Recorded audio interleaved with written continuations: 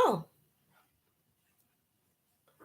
hello. My name is Amy Smith. I am a songwriter and artist with Asperger's syndrome, founder of the Circles Edge Incorporated, and author of Conversation Out of Chaos. The Circles Edge is a 501c3 nonprofit whose mission is to fight loneliness, isolation, rejection, and bullying with outreach programs and social activities. This resolves a vastly overlooked but painfully urgent need in society: acceptance and the need to belong. And you can help make a difference in a lonely, isolated, autistic person and help stop bullying with every book and purchase you make through our site, circlesedge.org. That's CIRCLES, like 5 or 6 different circles, CIRCLES, EDGE, like the edge of this table or the edge of the couch. That's circlesedge.org. And by reposting this very video here to your Facebook, Twitter, Instagram, Pinterest, and other social media accounts. Today I'll be reading an excerpt from Conversations Out of Chaos. Conversations Out of Chaos is the first book I wrote and the first book of this collection. This book is a personal memoir based on how crazy and chaotic my life can be. The main character is this naive, ditzy, lonely, love-shy, oblivious Aspie who is a square peg trying unsuccessfully to fit into society's rigid inner circle of expectations. And she has a diverse array of unique, oddball friends she hangs out with. This book starts from the very beginning, before she was born, and continues into her adult life. The scene I'm about to read is of her various trials and tribulations trying to keep a job, including her job babysitting her little cousin who enjoys playing with her, even though she is an adult. And of course, the silly antics and chaotic state she left the house in during her successful babysitting duty. So without further ado, employment trials. Being that I'm poor and underemployed, I diligently seek for a job. I even retry FedEx, Kinko's, Greyhound, and many hotels and restaurants. No one will hire me. These stupid hotels and companies will rather hire someone who has no skills but worked for 2 or 3 years as a janitor or at McDonald's than someone who has many skills and worked on many jobs and assignments doing exactly what they are hiring for, but for only a few months each. Unfortunately, I never had a job for over a year. Like most artists, actors, musicians, and dancers, etc., they try to find a job in their field, but keep their day job until they make it big. Usually, their day job consists of coffee bars and waiting tables. In fact, many of my friends are like me, only keeping a job for a few months. The longest that I had ever kept a job before I was rudely and unfairly fired or quit was 9 months. I eagerly await for an anniversary in employment and marriage. For some reason, unlike my cousin and many lucky people, every job I get seems to not be satisfied with me or appreciate me. With the exception of Disney World, where I worked on Thanksgiving, Christmas, and New Year's while others called in sick, and Greyhound, after the horrible manager who gave me a hard time daily, even though he was the one that hired me in the first place, was fired, and before I abandoned my job. Seems like if I don't quit because I do like my job and I want to stay, they try to fire me and give me a hard time for some reason or another. This is the reason I want a house to rent out rooms and I can live in my own house for free thanks to the tenants. I can do like another friend who's an artist and wants to direct theater.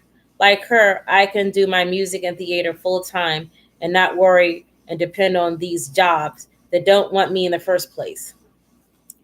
Well, anyway, in my pursuit for employment, I landed a low-paying part-time job at a gym where I could use the facilities for free. Of course, like almost every job I get, is nowhere near my abode. Kiki and popcorn. By this time, Kiki was 4, and I again had the pleasure of watching her. Of course, she thoroughly enjoyed me watching her because we would play together. I was more like her friend over a babysitter. She would ask Mom, "Where's your little girl?" Referring to me, of course. Well, she wanted some popcorn. She tricked me and said she knew how to work the microwave and cook popcorn. I remember Ree cooking popcorn the old style way. Ree is her mother, with oil and a big pot on the stove as a kid. I thought she was about the same age as our daughter, 5 or so. Besides, microwaves are easy. All you do is push buttons. Well, she went into the kitchen to cook popcorn, and I didn't follow behind her because I figured she knew how to cook popcorn. About 6 minutes later, I smelled this horrible burnt popcorn smell. I rushed to get the burnt charred popcorn. She had the microwave set for 20 minutes. I told her to go outside and eat it because it stunk. Well, when my aunt and Ree, her mother, returned home, they were upset. I wondered how a 4-year-old can trick me into letting her make popcorn. Kiki and the wig. By now, I moved in with Ree at the request of my aunt. My purpose was to help Ree with rent and babysit Kiki. Of course, Kiki was ecstatic with this. My toys and me came to spend the night and play. We watched TV, and she would play hair salon and pretend to do my hair, makeup, and nails. I had this wig that I thought was pretty, and she wore it with some lipstick. I thought she looked cute, or more so adorable. Well, like on several other occasions, I was late bringing Kiki to Ree. When we arrived, Ree was upset to see her child walking around the street with the wig on. Halloween wasn't until October. She took the wig off and threw it in my car and was mad because Kiki's hair was sticking up like a pickaninny doll, and I didn't comb it. That's because she wore the wig. I'm still underemployed and poor, and I still have my part-time low-paying job at the gym, and I got another part-time embarrassing job as a giant coffee cup for publicity and promotion for this coffee shop. I would wear this hot-ass costume and pass out flyers on the sidewalk. I also had this part-time job as a dancer at this rave type club. That's why I had the wig, where I would make my own schedule and work at will, but got paid and tips only.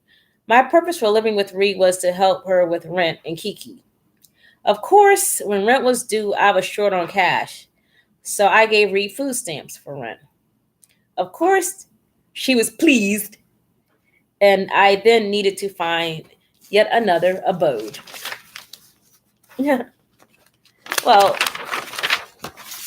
I'm sure, in fact, I know that you enjoyed this festive, whimsical excerpt of Conversations Out of Chaos, which is out now, and you could buy it at Barnes & Noble's, Borders, Target, Amazon, or on our website and anywhere else books are sold. Conversation Out of Chaos is a quick, easy read for teens and adults alike. And with every purchase, a portion of the proceeds goes towards our outreach programs and social activities, such as our weekly support group on Thursdays in Albany, New York, or our virtual events held worldwide. So log on to circlesedge.org today and buy this whimsical book, which is a great read for teens and adults alike, and help make a difference in the world. My name is Imeh Smith, and I thank you in advance for reposting this video to your Facebook, Twitter, Instagram, Pinterest, and other social media accounts, and for your support. Bye.